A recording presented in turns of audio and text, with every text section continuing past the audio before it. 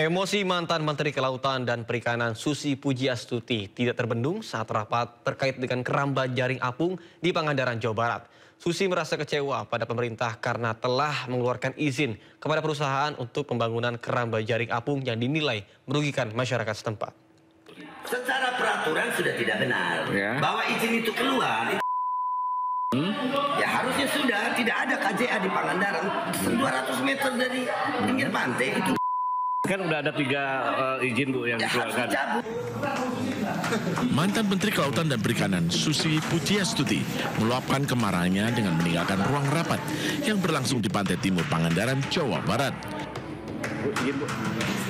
Diskusi yang melibatkan Dinas Kelautan Provinsi Jawa Barat, PT Pasifik Bumi Samudra, serta sejumlah stakeholder memanas saat membahas izin 3 perusahaan untuk mendirikan KJA di kawasan pesisir Pangandaran.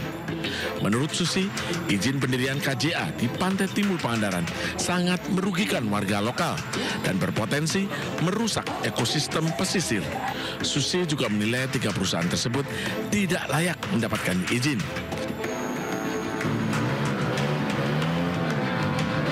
Sebelumnya, Forum Bela Pariwisata Pangandaran menggelar dan menolak dengan adanya penambahan KJA di kawasan Pantai Timur oleh PT PPS yang sudah mengantongi surat izin dari Kementerian Kelautan dan Perikanan.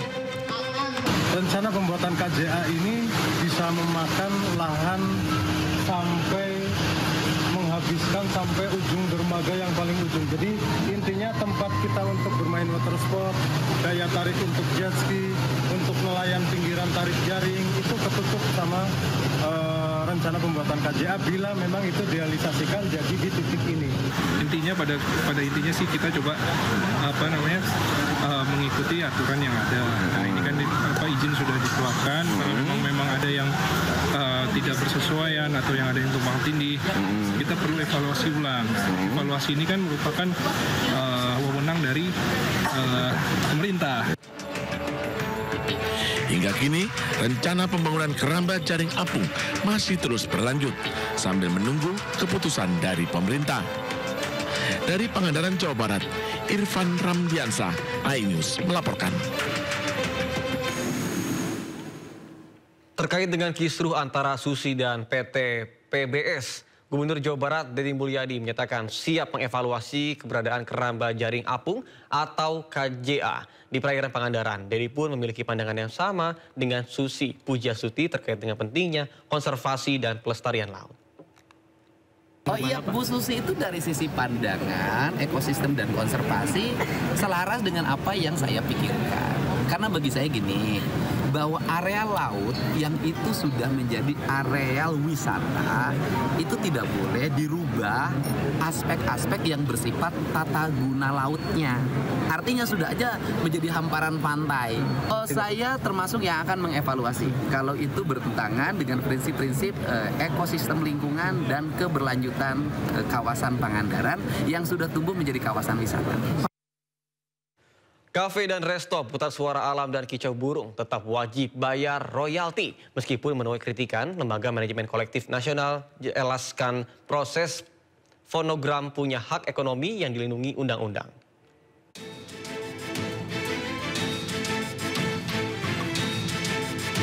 Pelaku usaha tengah menghadapi polemik penggunaan musik di ruang komersial, di mana mereka diwajibkan bayar royalti kepada pencipta dan pemilik hak terkait. Terkait hal tersebut, kini banyak pelaku usaha yang memilih memutar suara alam sebagai alternatif karena takut dikenakan pungutan royalti saat memutar lagu-lagu milik musisi Indonesia. Musisi Anji menyoroti kebijakan Lembaga Manajemen Kolektif terkait suara burung yang kerap diputar di ruang publik. Ia mempertanyakan kejelasan pihak penerima royalti atas ambien atau suara burung yang diputar. Sebelumnya, Lembaga Manajemen Kolektif Nasional menegaskan bahwa rekaman suara alam atau burung tetap mengandung hak terkait, khususnya milik produser rekaman yang merekam suara tersebut. Nah, jika itu didengarkan secara alamiah dan langsung dari sangkar burungnya, ya, tidak ada perekaman di situ, maka juga itu tidak perlu bayar royalti. Tetapi bila mana ada fiksasi musik di situ, ya, yaitu fiksasi itu mengacu kepada merekam karya musik yang bisa dilihat dan didengar. Nah, jika ada vibrasi, maka di dalam sebuah karya rekam itu ada perlindungan hukum. Nah, siapa-siapa yang punya hak di situ? Yang punya hak itu adalah pencipta atau pemegang hak cipta. Sementara itu, meskipun suara itu bukan musik yang diciptakan komposer, namun jika bentuknya adalah rekaman fonogram yang diproduksi oleh seseorang atau perusahaan, maka tetap masuk dalam ruang lingkung perlindungan hak terkait. Hal tersebut diatur dalam Undang-Undang Nomor 28 Tahun 2014 tentang hak cipta. Di tengah panasnya polemik penggunaan musik di ruang komersial, sejumlah musisi tanah air mengambil sikap. Thomas Ramdhan mengizinkan bahwa lagu ciptaannya dibawakan secara gratis. Sementara Charlie Van Houten akan beri hadiah jika lagunya dibawakan.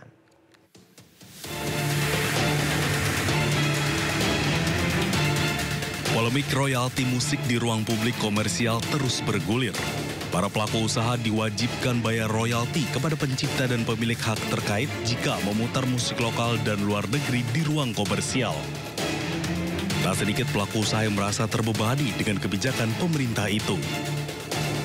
Terkait hal tersebut, sejumlah musisi tanah air mengambil langkah guna memberi angin segar kepada para pelaku usaha.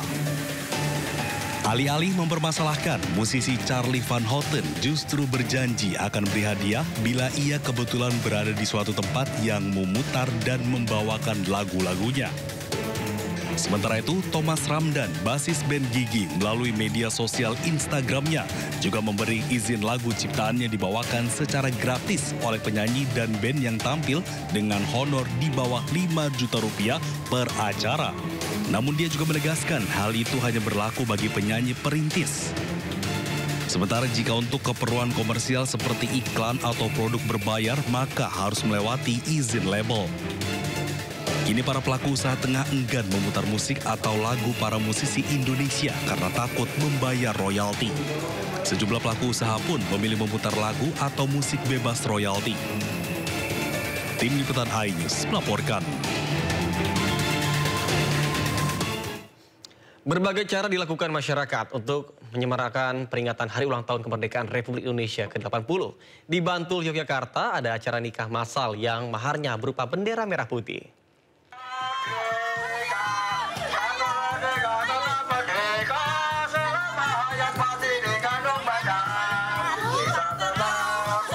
Lomba 17 Agustusan makin menambah semarak keseruan pasangan pengantin yang baru saja melaksanakan ijab kabul di halaman kantor KUA Sewon Bantul. Diiringi tepuk tangan kerabat yang hadir, pasangan pengantin ini berlomba adu cepat memecahkan balon dan berbagai lomba lainnya. Alhasil, lomba antara pasangan pengantin ini pun mengundang gelak tawa dari tamu yang menyaksikan.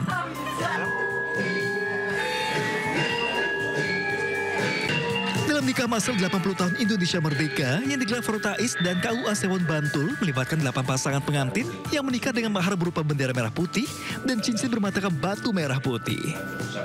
Yang ini cukup unik, selain mantainya jumlah 8 sesuai dengan bulan Agustus adalah maharnya seperangkat alat sholat cincin batu merah putih yang melambangkan keteguhan hati cintanya sekokoh batu dan merah putih sebagai lambang berani dan sucinya cinta untuk pasangan dan untuk Indonesia tercinta kali ini. Dari 8 pasangan pengantin yang mengikuti nikah bareng, sebagian di antaranya saling bertemu setelah mengikuti program pencarian jodoh Golek Garwo yang rutin digelar setiap bulan oleh Forum Ta'aruf Indonesia Fortais Sewon Bantul, Yogyakarta. Prosesnya 2 kali ikut Garwo bulan Juli tanggal 6 dan alhamdulillah 6 Agustus kita sah. Sebelumnya udah pernah tahu acara ini, tapi tahun kemarin belum sempat. Akhirnya tahun sekarang baru langsung digas. Itu persiapan berapa lama, Mas? Nggak sampai 1 bulan. Nikah massal kali ini jadi momentum bersejarah. Selain berasal dari berbagai kota di Pulau Jawa, pasangan pengantin bisa menikah dalam suasana semarak peringatan HUT Kemerdekaan Republik Indonesia. Dari Bantul, Yogyakarta, Trisna Purwoko, iNews melaporkan.